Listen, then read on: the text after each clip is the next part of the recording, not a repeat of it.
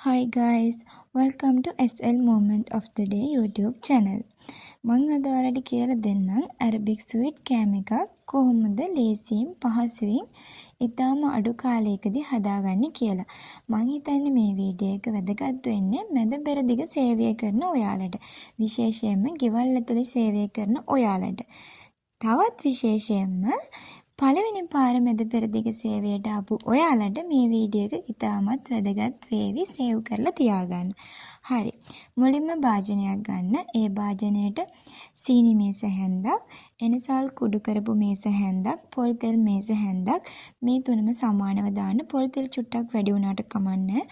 මතක් කරලා එනසල් බ්ලෙන්ඩර් කරලා දානකොට පෙනේරයක් අරගෙන හලලා ඒක දාන්න මතක තියාගන්න. මොකද ඒකේ කෑලි වැටෙන්නේ නැති වෙන්න. ඊට පස්සේ යෝගට් මේස හැඳි දෙකක්. ඔයාලා විශේෂයෙන්ම මතක තියාගන්න ඕනේ කාරණාවක් තමයි මේකට වතුර දානකොට උණු වතුරවත් ඇල් වතුරක් දාන්න එපා. මද රස්නය වගේ තියෙන වතුර දාන්න. මං අද මේක හදන්නේ අඬු කෝප්ප භාගයකින්, රුලන් අඬු කෝප්ප භාගයකින්. එතකොට ඔයාලා වතුර දාන්නත් ඕනේ අඬු කෝප්ප භාගය. සීනි, බේකින් පවුඩර්, ඊස්ට් මේ තුනත් එක සමානව දාන්න. කිසිම දෙයක් වැඩිපුර දාන්න එපා. පිපෙන්න ඕනේ වැඩිපුර කියලා වැඩිපුර දාන්න එපා. මේ තුනත් එකම සමානව දාන්න. හරි. මේක දාලා ඔයාලා හොඳට කලවම් කරන්න. හොඳටම කලවම් කරන්න. හොඳට කලවම් කරලා මම ඔයාලට ඊළඟට පෙන්නන්න රුලන්. රුලන් ඔයාලා දන්නවනේ ලංකාවේ තියෙන රුලන්. ඒවා මෙහෙත් තියෙනවා. රුලන් පාම් පිටි එක සමානව දාන්න. අපි වතුර දැම්මේ අඬු කෝප්ප භාගයයිනේ. ඒ අඬු කෝප්ප භාගය වගේම රුලනොත් පාම් පිටිත් අඬු කෝප්ප භාගය එක සමානව දාන්න. දාලා මේ පදම හොඳට ඔයාලා මිශ්‍ර කරන්න. අතින් හොඳට මිශ්‍ර කරන්න. හැන්දෙන් නෙවෙයි. අතින් හොඳට මිශ්‍ර කරලා මේක හොඳට ආවරණය කරන්න. ආවරණය කරලා මේක ඔයාලා විනාඩි 20ක් 30ක් වගේ කාලයක් මේක හොඳින් ආවරණය කරලා පැත්තකින් තියන්න. මම මේ ඔයාලට පෙන්නන්නේ මික්ස් කරාට පස්සේ එන පදම මෙන්න මේ වගේ පදමක් තියෙන්න ඕනේ. සමහරක් අයට වතුර අඩු වුණොත් වතුර චුට්ටක් දාලා මෙන්න මේ ගානට පදම ඔයාලා හදාගන්න. මම ඔයාලට පෙන්නන පදම බලා ගන්නකෝ.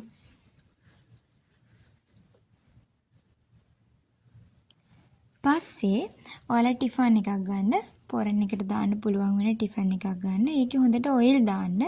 මොකද අපි හදන ගුලිය ඇලෙන්නේ නැති වෙන්නේ. ඒකට හොඳට ඔයිල් දාන්න. ඔයිල් දාලා හොඳට කාන්න. මම මේ ඔයාලට පෙන්නන්නේ චීස්. චීස් මෙහෙ නම කිරි.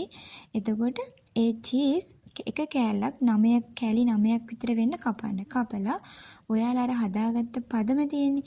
එකෙන් චූටි කෑල්ලක් අරන් මම මේ පෙන්නන විදිහට ගුලිය මැද්දට චීස් කෑල්ල තියලා පොඩි ගුලියක් හදාගන්න. අපි ගත්තේ අඬු කෝප්පෙන් භාගයයිනේ.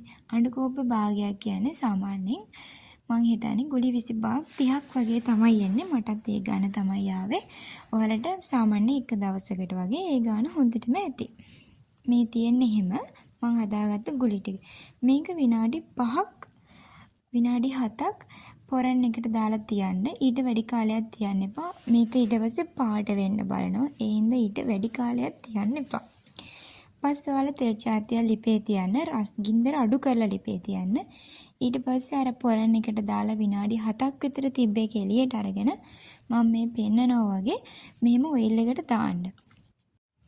මතක තියාගන්න මේක ඔයිල් එකට දැම්මට පස්සේ ඔයාලා නිතරම මේක කලවම් කරන්න. නැත්තම් මේක එක පැත්තයි පාට වෙන්න බලන්නේ.